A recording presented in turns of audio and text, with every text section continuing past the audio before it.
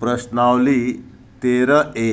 प्रश्न नंबर 1। एक घनाभ का आयतन और संपूर्ण पृष्ठ ज्ञात कीजिए जिनकी लंबाई इतना, चौड़ाई इतना और ऊंचाई इतना। यानी प्रश्न में घनाभ के आयतन और संपूर्ण पृष्ठ पूछ रहा है। तो प्रश्न में लंबाई दिया है जिसको L कहते हैं। जब हल करेंगे तो लंबाई को L कहते हैं, चौड़ाई को B और ऊंचाई को H।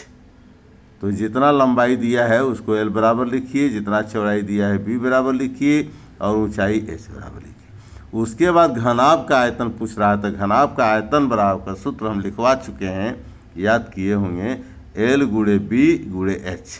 तो L के जगह L का मान, B के जगह B का, H के जगह, तीनों को गुणा कर देंगे तो इतना आंसर आ गया घनाभ का आयतन। यही पूछ रहा है। और पूछ रहा है इसी प्रश्न में कि घन का संपूर्ण पृष्ठ बताइए। तो इसका भी सूत्र आपको लिखवा चुके हैं, समझा चुके हैं। इसका घन का संपूर्ण पृष्ठ आपको याद होगा तो ये सूत्र लिखेंगे और 2L के जगह L का मान, B के जगह दोनों में गुणा करके यहाँ रखेंगे।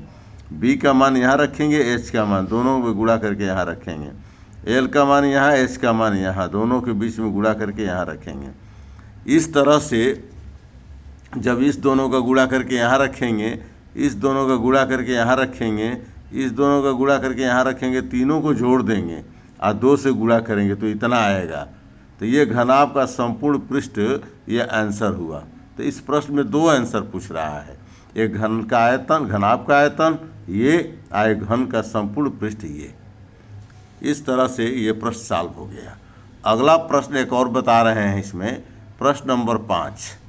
प्रश्न लिख दिए हैं कि कोई भी आप बुक रखेंगे उसमें प्रश्न खोज लेंगे और इसको समझेंगे।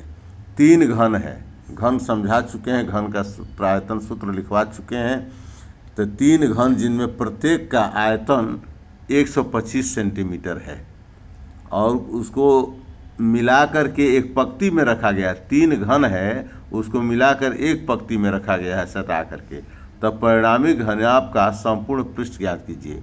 तो 3 घन को जब सटा के रख देंगे तो उसकी लंबाई में केवल वृद्धि होगी, लंबाई बढ़ेगा।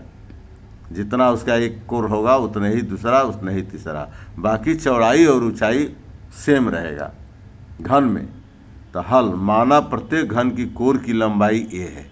अगर घन की कोर की लंबाई A मान लेंगे तो आयतन बराबर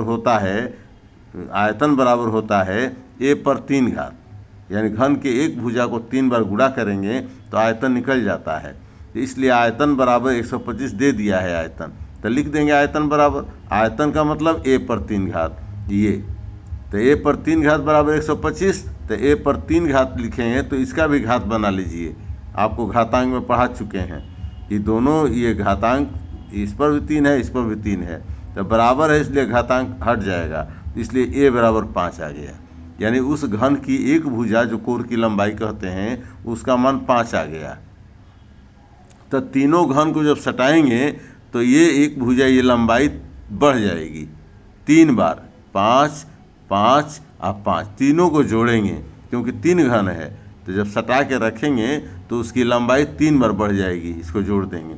इसीलिए यहाँ लिखे हैं 3 घनों को सटा कर रखने पर बने परिणामी घनाभ के लिए तब लंबाई क्या होगा, 3A।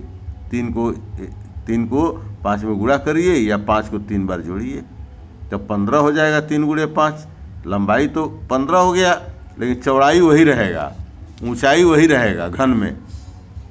तब परिणामी घनाभ का संपूर्ण पृष्ठ बराबर फिर ये सूत्र होता है और इस सूत्र होता है। तो इस सूत्र को ये 2 उतार देंगे, L के जगह लंबाई, B के जगह चौड़ाई, दोनों को गुणा करके यहाँ रखेंगे और इसी तरह चौड़ाई यहाँ रखेंगे, ऊंचाई दोनों में गुणा करेंगे और यहाँ रखेंगे।